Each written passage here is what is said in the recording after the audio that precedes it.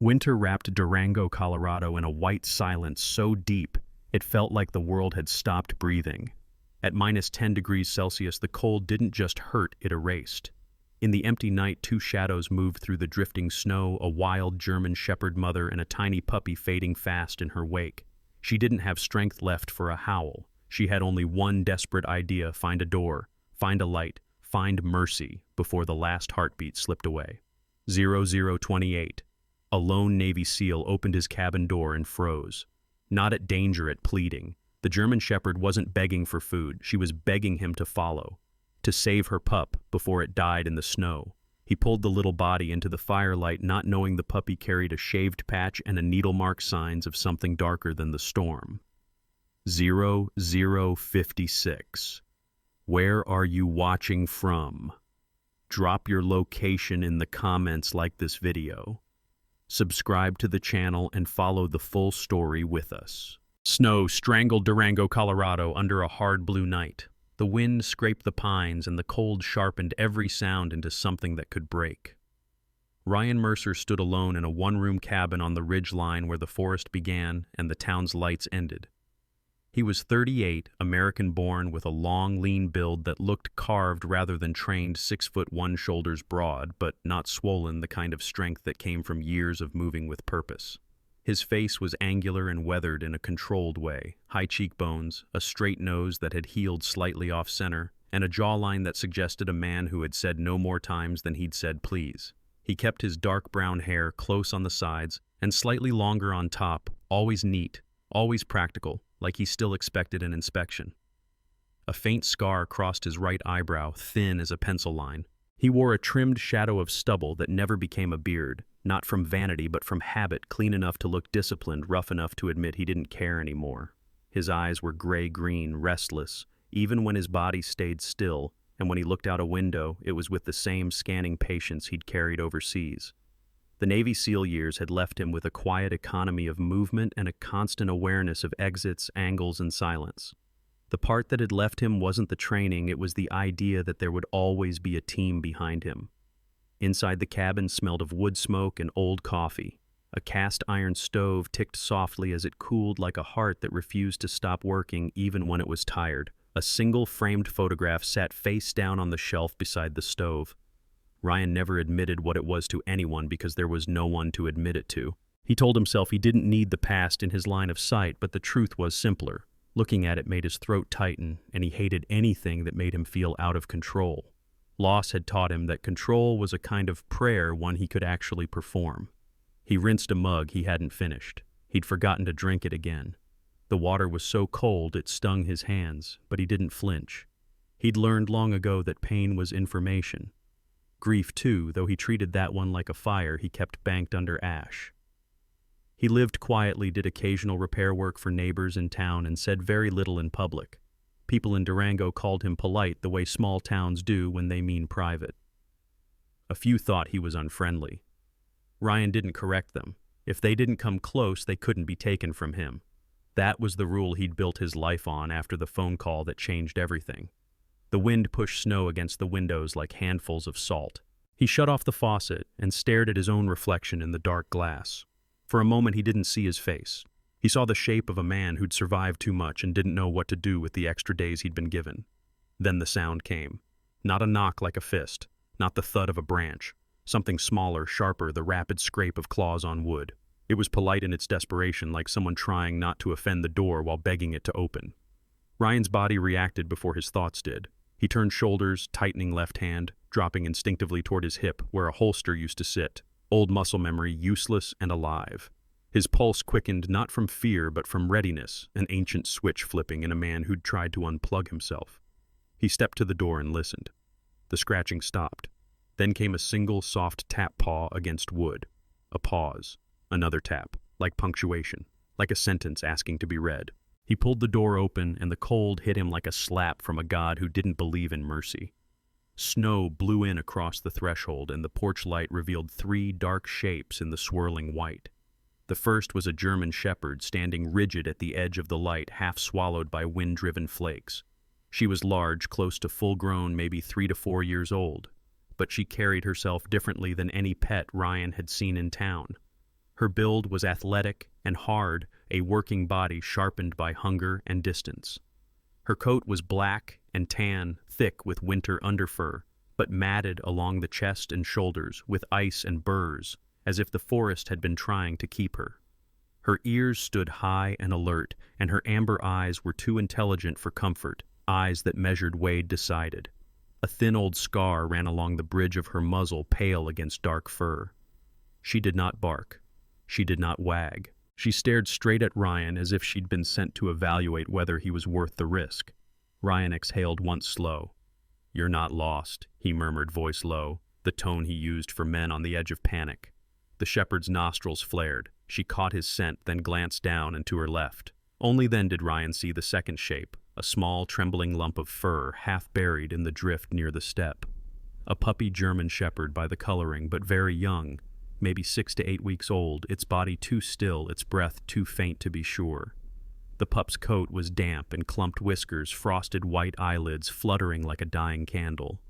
The third shape was not an animal at all, but a trail smeared paw prints leading away from the porch into the storm, as if the mother had dragged herself through the blizzard and then turned back, forcing her failing body to deliver one last message.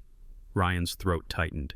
He felt without wanting to the old ache of helplessness, the same helplessness that had come with the late-night call years ago when someone told him his wife was gone and the world kept spinning anyway. His mind tried to do what it always did, compartmentalize label distance. But the puppy's tiny ribs barely moved and the mother's eyes stayed locked on Ryan's face as if she understood bargaining. The shepherd took one step forward, slow and deliberate, and placed her paw on the threshold. Snow dusted her back like ash. She looked at him once more, then turned her head toward the darkness and back again, a clear command in the motion, "Follow. Now." No speeches, no hesitation.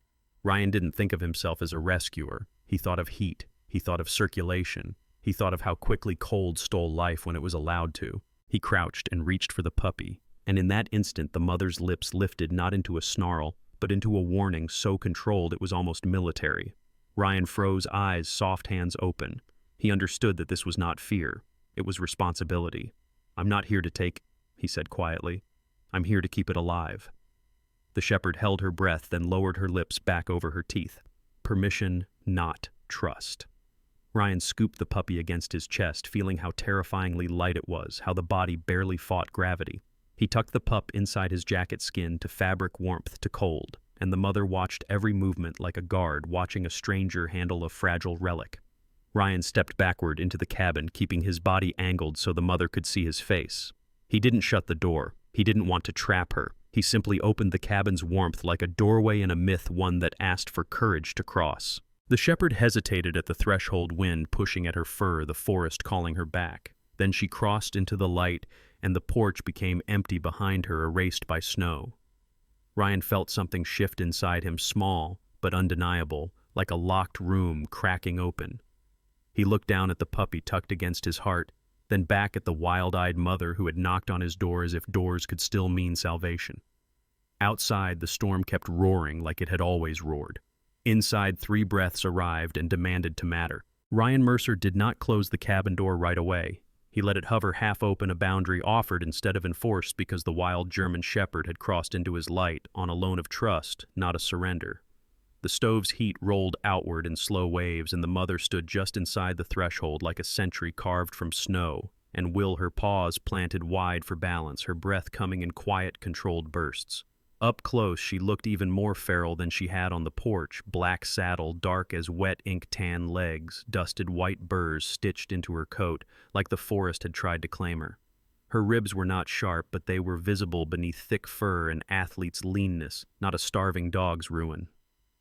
Ryan felt the instinct to speak softly the way he had once spoken into a radio at night when every word mattered. He eased his jacket open and slid the puppy out against a folded towel, revealing a tiny body that barely seemed to own its own weight.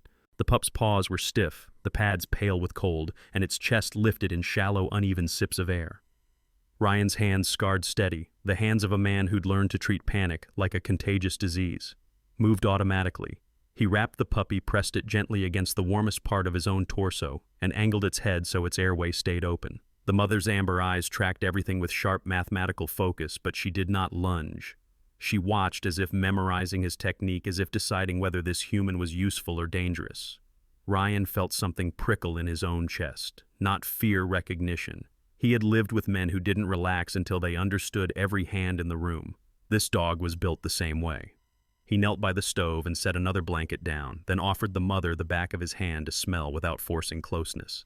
She leaned forward a fraction, nostrils flaring, and he caught the scent on her breath and coat-wet fur pine sap, and beneath it a faint chemical edge like disinfectant and metal. It didn't belong to the woods. His jaw tightened. He glanced at the puppy again and noticed a small shaved patch on the pup's shoulder, the fur clipped close in an oval skin pink and irritated with a tiny puncture mark near the center. Someone had prepped it like a patient. Someone had handled it with tools. Ryan's stomach dipped in a way the cold had nothing to do with. He told himself not to jump to conclusions, but conclusions came naturally to a man who'd survived by pattern recognition. The mother shifted, favoring nothing obvious yet. Her posture carried a hint of fatigue beyond weather eyes, too bright movements, just a fraction delayed, like a body that had been asked to fight through something heavier than snow. Ryan filled a bowl with lukewarm water and set it down at a respectful distance. She didn't drink. She stepped closer to the puppy instead and lowered her head, touching the pup with the gentlest pressure of her nose, a private check-in that looked like prayer. Ryan exhaled slow and realized his own shoulders were still braced as if he expected gunfire. He hated that about himself, the way his body kept reliving old missions even when the war was over. He hated more that he could feel the old loneliness trying to turn this moment into something he couldn't afford. "Don't get attached," the voice in him warned. "Attachment is how you lose things." But the puppy's breath hitched, and the mother's eyes snapped up to his face with something so close to accusation it made him swallow. Fine, he thought. For tonight, the rule changes. He warmed a small amount of water and mixed in a simple electrolyte solution from a packet he kept for winter hikes, careful not to force anything the puppy couldn't handle, offering only a few drops at a time so it wouldn't choke. The mother watched his hands and made a low sound, not a growl, more a vibration, approval mixed with warning. Ryan almost laughed, a dry, startled sound that didn't fully form. "Yeah," he muttered. "I know. Do it right." The humor didn't lighten the room. It simply proved he still had a thread of it left. Hours moved in fragments. Ryan sat on the floor with his back against the cabinet, the puppy bundled against his chest under his flannel shirt, the mother lying 2 feet away on the blanket he'd laid down, but positioned so her body formed a wall between the pup and the door. The cabin's shadows shifted with the stove's pulse. At one point, the mother's eyelids drooped, and Ryan saw it, a brief, involuntary tremor in her flank, a twitch that didn't look like cold. It looked like chemistry wearing off. He reached for the framed photograph on the shelf without thinking, then stopped, his fingers hovering over the turned-down frame. Old grief rose, then settled again. Not now, he told himself. Stay in the room you're in. Just before dawn, when the wind softened and the world outside went from black to bruised gray, Ryan made the decision that felt both dangerous and inevitable. He loaded the mother into the back of his truck with slow, careful movements. She resisted at first, then climbed in on her own dignity intact and tucked the puppy inside his jacket again, his heartbeat loud in his ears. Driving down the ridge, he kept his speed low and his eyes everywhere as if the road might hide a threat. In town, he pulled into a small veterinary clinic whose windows glowed warm against the frost, Harper Animal Care.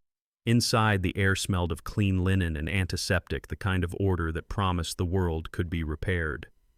A woman in her early 40s stepped from the back room the moment she saw him moving with brisk competence.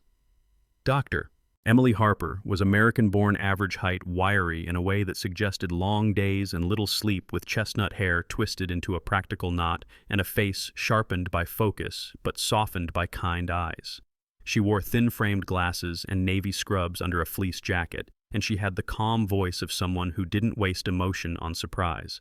"Put them here," she said, already pulling gloves on. Ryan laid the puppy on the exam table, and the mother's head lifted instantly, ears forward, eyes hard. Emily paused just long enough to respect the warning in that stare. "Okay," she murmured, tone low. "I see you." She examined the puppy with quick precision, checking temperature, gums, pupils, listening to the tiny heart. Then her gaze snagged on the shaved patch and puncture. Her mouth tightened. "This isn't from the woods," she said quietly, more statement than question. Ryan felt the old mission cold settle into his bloodstream. "That's what I thought." Emily's eyes flicked to the mother, her delayed blink the way she held herself like she was pushing through syrup. "And she's been exposed too," Emily added. "Some kind of sedative, likely. I can't say what without lab work, but I've seen this pattern when animals are captured, transported, handled." The word handled landed like an insult. Ryan's jaw flexed. He pictured hands clipping fir needles, finding skin, the casual cruelty of people who treated living creatures like objects. Emily began warming measures and supportive care, speaking in calm steps, not instructions a stranger could misuse, but reassurances meant to keep a fragile body from slipping away. The mother watched tense, then startlingly leaned her muzzle once against Ryan's thigh, as if anchoring herself to him for the duration of this indignity. Ryan stood still, a man learning in real time that protection could be gentler than violence. Emily looked up at him and her expression shifted from clinical to personal. "If someone did this," she said, "they may come looking for what they lost." Ryan didn't answer with a speech. He simply placed his hand on the mother's shoulder, steady, present, and stared at the tiny puppy's rising chest as if willing it to keep choosing the next breath. He understood then, with a clarity that felt like fate wearing practical boots, the knock on his door hadn't been random. It had been a handoff, a mission. And for the first time in years, Ryan didn't feel empty. He felt necessary. Ryan Mercer did not like waiting rooms. They smelled like helplessness, wearing clean linen, and helplessness had a way of scraping at the parts of him he kept sealed. At Harper Animal Care, the overhead lights hummed softly, while Dr. Emily Harper moved with brisk, practiced precision, sliding the puppy into a warmed incubator and setting a small IV line with hands that didn't shake.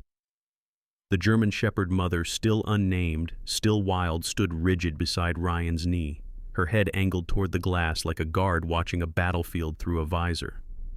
Up close, her eyes looked less like pet and more like witness amber, bright and tired, carrying that feral arithmetic of threat versus safety. Emily's voice stayed calm, but her jaw tightened as she checked the pup's shaved patch and puncture. "Hypothermia, yes," she said, "but that's not the main story. I'm seeing signs of drug exposure. Sedatives don't show up out here by accident." She was American-born, early 40s, wiry from long days, chestnut hair pinned into a no-nonsense knot, and dark, observant eyes behind thin frames, an intelligent kind of tiredness that came from caring for lives, people treated like property. Ryan watched her face as she worked, reading the same way he used to read men on briefings, what she said, what she didn't, and what she was afraid to say out loud. Emily took a small sample for testing and labeled it with neat block letters. "I can run a basic panel," she added, "but for specifics I'll send it to a lab in Denver. And Ryan, if someone did this, they might come looking for the animal they dosed." The dog mother's ears flicked at the word might, and Ryan felt his own spine stiffen in old familiarity. He'd spent years learning how danger moved before it arrived. Now it was moving in the shape of a small, trembling puppy and a scarred, silent dog who had knocked like fate on a cabin door. Emily stepped to the side, lowering her tone. "I have to document everything," she said. "Photos, records, timestamps. Not for drama, because people who do this rely on no one keeping clean details." Ryan nodded, the part of him that loved order recognizing the lifeline in paperwork. As Emily snapped clinical photos of the puncture site and the shaved patch, the German Shepherd mother shifted closer to Ryan until her shoulder touched his shin, barely any pressure but intentional, as if marking him as a boundary line. He didn't move away. He kept his breathing slow and even because he'd learned in war that calm was contagious, and fear, especially silent fear, spread faster than fire. Emily returned to the incubator and adjusted the temperature. The puppy's chest still rose shallowly, but it rose. In that small motion, Ryan felt something inside him unhook an old rule that said, "Don't hope," loosening like a frozen latch, warming under a hand. A bell jingled at the front door, then bright and ordinary like the world's cruel joke, life keeps chiming even when your heart is fighting. A woman entered carrying a paper bag that smelled of cinnamon and hot yeast, the kind of smell that could soften a man's defenses if he wasn't paying attention. She was in her late 50s, American-born, short and sturdy, with a warm, round face and silver blonde hair curled into a loose, shoulder-length bob that refused to behave perfectly. Her cheeks were pink from cold and work, and her eyes, hazel lively, held the fearless curiosity of someone who had listened to every town secret without letting it turn her bitter. She wore a thick olive parka dusted with flour at the cuffs, as if she'd sprinted straight out of an oven's warmth into winter's teeth. "Emily," she called, voice bright but not loud. "I brought you the peace offering of civilization." She noticed Ryan, then the German Shepherd mother, then the way Ryan's posture was too controlled for a casual morning. Her smile softened into something more careful. "Well," she said, "you look like a man who found trouble on purpose." Ryan's mouth twitched. "It found my porch first." The woman stepped closer but stopped at a respectful distance from the dog hands visible, palms relaxed. "Maggie Collins." She introduced herself, setting the bag on the counter like a treaty. "I run Collins Bakery 2 blocks down. If you're new in town, I'm sorry. If you're not, I'm also sorry." Her humor was gentle, meant to lower the room's temperature without denying its seriousness. The German Shepherd mother watched Maggie, then looked back to Ryan as if asking for his read on this human. Ryan murmured, "She's okay," and the dog's shoulders eased a fraction. Emily gave Maggie a look that said thank you, and also please don't ask questions right now, but Maggie was the kind of woman who could feel the weight in a room like a second coat. She didn't push. She simply glanced at the incubator, saw the tiny shape inside, and her face changed, eyes shining with something older than sympathy. "Poor baby," she whispered, then steadied herself with a breath. "Emily, I heard rumors about animals, not pets, strays, wild ones. People have been talking in crumbs and half sentences." Ryan's attention sharpened. Emily didn't answer immediately. She finished checking the pup's vitals first because she was the sort of person who refused to let gossip outrank oxygen. Then she said quietly, "Say it." Maggie's voice lowered. "There's been a white van seen out by the forestry roads. Late nights, no plates anyone can remember. And last month the kid swore he heard dogs yelping near an old storage yard off County Road 210. Folks wrote it off as coyotes." She gave Ryan a hard look, the humor gone now. "But coyotes don't shave fur." Ryan felt the cold settle behind his ribs. Emily folded her arms. "If there's a pattern, it needs law enforcement," she said, then looked at Ryan like she was weighing whether to hand him a match near gasoline. "But in a town this size, sometimes the first person who believes you is the person who's already been burned." Ryan didn't flinch at that. He'd been burned enough to recognize smoke. He glanced at the German Shepherd mother, her ears still forward, her body still angled toward the incubator, as if her entire universe had become one small glass box. Ryan spoke softly, more promise than sentence. "We keep them alive first. Then we follow the trail the right way." Maggie nodded once, approving without applauding. "Good," she said, "because the wrong way gets people hurt, and I'm too old to bake casseroles for funerals." The line landed with a grim kind of warmth. Emily printed instructions for care and wrote her direct number on the top in thick ink. "She can't go back into the snow," Emily said, nodding toward the mother. "Not today. I'll keep them for a few hours stabilized, then you take them somewhere warm and quiet." Ryan knew what that meant. His cabin, his porch light, his life reopened. He looked at the mother dog and felt unexpectedly the heavy simplicity of being chosen. Not for love yet, for duty, for survival. Outside, Durango carried on with its winter errands, pretending the world was normal. Inside, a Navy SEAL who had tried to live like a closed door understood that some knocks were not requests. They were assignments from fate delivered by a wild German Shepherd with amber eyes and a child fighting for one more breath. By late afternoon, the storm loosened its grip, but Durango still looked like a world sketched in charcoal and erased in white. Ryan Mercer drove back up the ridge with the careful patience of a man carrying glass, the German Shepherd mother lying on a blanket in the truck bed with her head lifted, eyes locked on the warmed carrier where her puppy slept under clinic towels.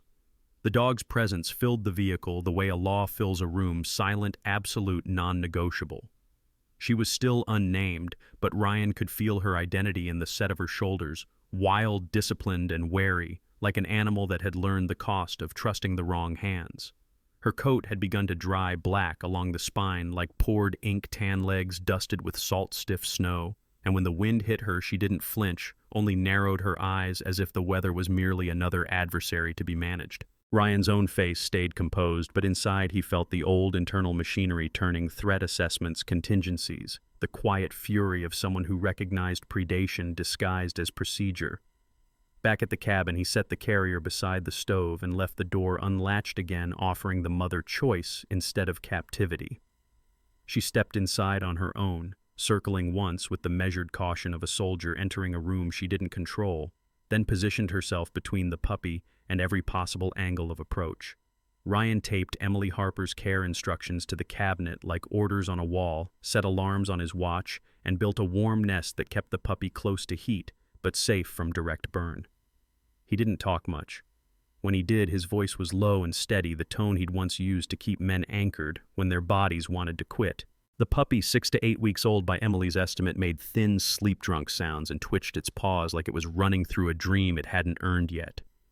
Ryan watched those tiny movements and felt something dangerously close to hope press against the locked doors in his chest. He hated that feeling, not because it was bad, but because it made him vulnerable to losing again.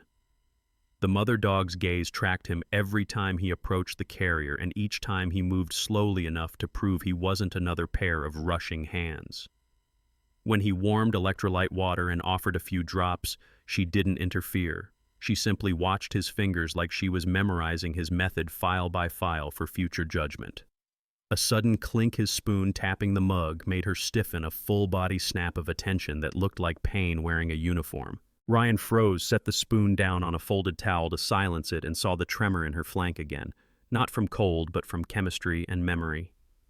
Trauma leaves maps, Emily had said, and Ryan believed it. He'd seen the same involuntary lightning in men when a door slammed or a belt snapped when the body remembered what the mind begged to forget. He altered the cabin without drama, hung his old leather belt on a hook behind the pantry door, closed cabinets with a gentle hand, moved metal tools onto cloth. The cabin, once arranged like a bunker for one man, began to shift into something softer, a sanctuary built not from sentiment but from intention. Around dusk, his phone vibrated with a call from Dr. Emily Harper, her voice steady but tightened at the edges. Preliminary panel suggests a sedative class consistent with veterinary immobilizers, she said. Not something a hiker drops by accident. I've sent samples out for confirmation. Ryan stared at the mother dog's shaved scars and the puppy's puncture site in his mind, and the anger rose hot enough to melt snow. "What do I do?" he asked, and hated how small the question sounded. "Document," Emily answered, "and involve someone who can actually open an investigation." Ryan knew what that meant, and he knew how towns worked. They loved peace so much they sometimes fed it with silence. He thought of Maggie Collins and her rumor of a white van, the storage yard off County Road 210. The way people dismissed Yelps as coyotes because coyotes didn't force anyone to admit cruelty existed nearby. Ryan didn't want vigilante heroics. He wanted clean lines of truth that could hold in court and in daylight. He called the non-emergency number and asked for a deputy to meet him in town the next morning, then texted Maggie a single sentence. No details, just, "Is the storage yard still there?" Her reply came fast. "Still there. Still creepy. I'll meet you at sunrise with coffee and an alibi." Even her humor carried steel. Later that night, after the puppy's breathing steadied and the mother dog finally lay down with her chin near the carrier, Ryan stepped onto the porch to check the snow line and the locks, the ridge air so cold it turned breath into ghost. Moonlight made the drifts shimmer like a field of bones. He scanned the tree line the way he used to scan rooftops, and that was when he saw it, not a figure, not a vehicle, but a difference. Fresh tire tracks cutting across the lower access road where the snow should have been unbroken. The grooves sharp-edged as if made within the hour. A faint smell threaded the wind, bitter and oily, the same chemical sting he'd noticed on the mother's coat gasoline or something like it.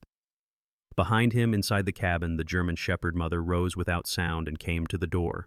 Body angled protectively, hackles barely lifted. She didn't bark. She didn't need to. Her amber eyes fixed on the darkness as if it had a face.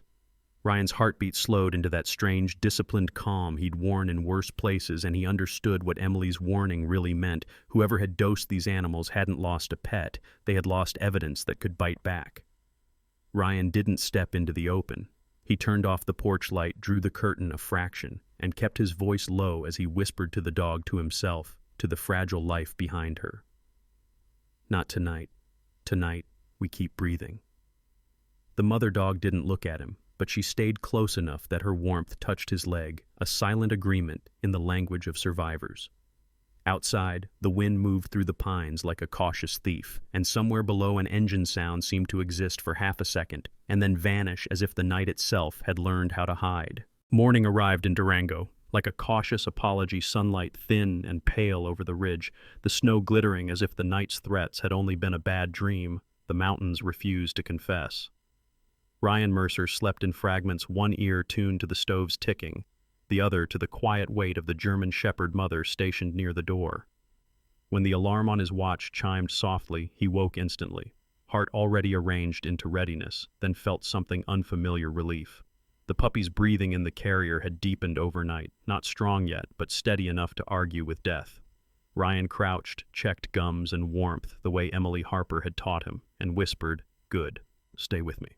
The mother watched, amber eyes less sharp than they'd been, but still measuring. She had not chosen him as family. She had chosen him as shelter, and that was its own kind of sacred contract. Ryan kept his movement slow, his voice low, remembering the way her body had snapped at metal sounds. He warmed a few drops of electrolyte again, fed the puppy in careful increments, then stepped outside to confirm what he already feared: the tire tracks near the access road had half filled with wind-blown powder, but they were real, and the faint chemical tang still lingered like a bad memory. He didn't chase. He didn't pretend bravery meant stepping into the dark. He did what he'd learned to do when protecting something fragile. He built a chain of accountability. In town, just after sunrise, Ryan parked behind Collins' bakery. The bell over the door chimed, bright as laughter in a room that needed it, and Maggie Collins waved him in with a paper cup held like a peace offering. She looked the same as yesterday, late 50s, sturdy and warm silver blonde hair rebelling around her cheeks, flour still dusting her cuffs like she'd fought a bag of sugar and lost. But her eyes were sharper this morning, humor braided with concern. "You sleep?" she asked. "A little," Ryan said. "Enough to be dangerous." Maggie snorted, half amused, half worried. "You're already dangerous. You're just trying to be polite about it." She slid a second cup across the counter, then nodded toward the window. "Your deputy's here." Outside, a patrol SUV sat near the curb, engine idling. A man stepped out, tall and broad, in a way that looked more farm-strong than gym-built mid-40s American-born, with sandy hair cut short and a thick mustache that made his face look stern even when he wasn't trying. His name, as he introduced it, was Deputy Lucas Bennett. His eyes were pale blue and tired, the eyes of someone who'd learned that small towns didn't have fewer problems, they just had fewer places to hide them. He shook Ryan's hand with a firm grip and a measured look. "Maggie said you had something real," he said. "Not just, 'I saw a weird shadow.'" Ryan respected that. "I'm not calling about shadows," Ryan answered. He didn't oversell. He laid out facts in sequence: mother, dog, and puppy found in hypothermia puncture site, shaved patch. Emily's preliminary panel suggesting immobilizer exposure, fresh tire tracks, gasoline odor. Lucas listened without interruption, the way men do when they know interruption is how you miss the important part. "You have documentation?" Lucas asked. Ryan nodded. "Photos from the vet, Emily's notes, times." Lucas's gaze flicked to Ryan's face. "And the animals?" Ryan felt the question tighten. "At my cabin. Warm. Safe." Lucas exhaled, once a small sound that held both doubt and respect. "All right," he said. "Here's what we do. We file a report, we log your evidence, and we request support. This smells like more than county work." He didn't say federal, but the word sat in the air anyway. Maggie leaned in, voice low. "And what do we do if the van comes back up his road?" Lucas's jaw tightened under the mustache. "Then we catch them doing it." He looked at Ryan. "But you don't play hero alone. Understood?" Ryan's old instincts wanted to grin at the irony once he'd been paid to run toward trouble. Now he was being told like a stubborn teenager not to. He nodded. "Understood." They drove in a tight, quiet convoy up toward the ridge, Lucas in his SUV behind Ryan's truck, Maggie trailing in her old sedan like a determined comet made of cinnamon and stubbornness. At the cabin, the German shepherd mother rose at the sound of tires on Snowbody, instantly positioned between the carrier and the door. Her ears went forward, hackles lifting a fraction. Ryan entered first, palms open, speaking low. "It's me. It's okay." Lucas stepped inside slowly, careful not to loom. The deputy's posture softened when he saw the puppy's carrier near the stove, and the mother's exhausted vigilance. "She's wild," Lucas murmured. "But she's smart." The dog's eyes locked on him, and Lucas stopped moving, letting the room decide the pace. Maggie from the doorway whispered, "See? She's got better judgment than most men I've dated." Ryan almost laughed, and the sound startled him, realer than the dry humor he'd been forcing. The mother dog's gaze flicked to Ryan at that laugh, and something in her shoulders loosened as if she recognized a human returning from the edge. Lucas documented the tracks outside, photographed the access road, and radioed for a unit to patrol the area. He also called Emily Harper on speaker. Emily's voice came through crisp and steady, confirming her notes and offering to forward records. "This is attempted concealment behavior," she said. "Drug exposure plus shaved patch is not accidental." Lucas's tone stayed practical. "We'll escalate it." The morning unfolded without gunfire or heroics, just the slow assembly of a net made from law paper and people who refused to look away. Around noon, as sunlight warmed the cabin's logs, the puppy stirred and made a small, scratchy sound. Its first real complaint, the first tiny protest of life insisting it deserved more. Ryan leaned close, and the puppy's eyes opened briefly, dark and glossy. The mother dog pressed her nose to the carrier, then to Ryan's wrist, and for the first time, her touch didn't feel like warning. It felt like thanks. Ryan swallowed hard, throat tight in that old place grief lived, but the sensation wasn't only sorrow now, it was warmth that didn't burn.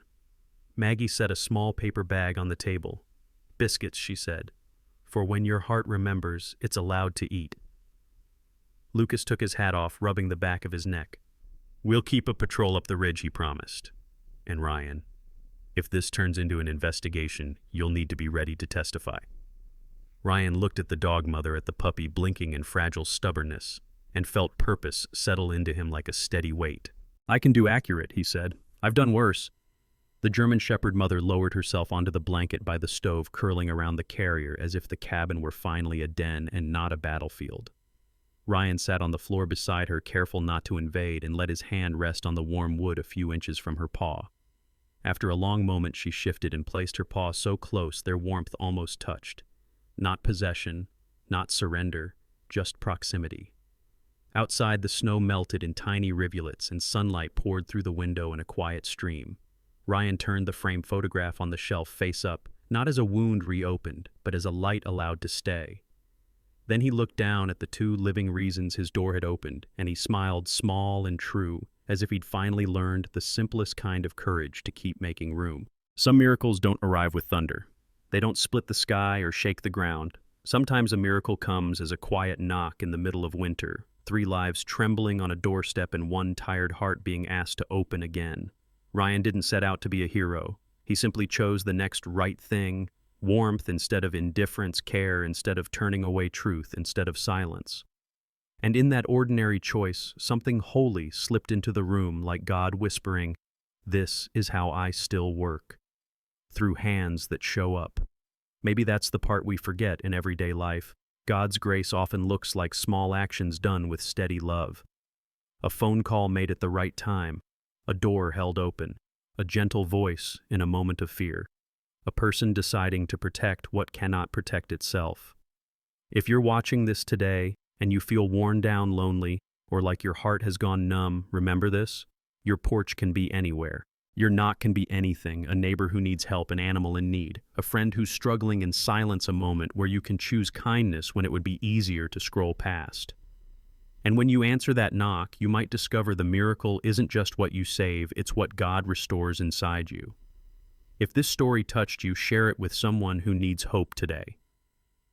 Leave a comment and tell us where you're watching from, and tell us about a time God met you in an unexpected way, because your testimony might be the light someone else is praying for.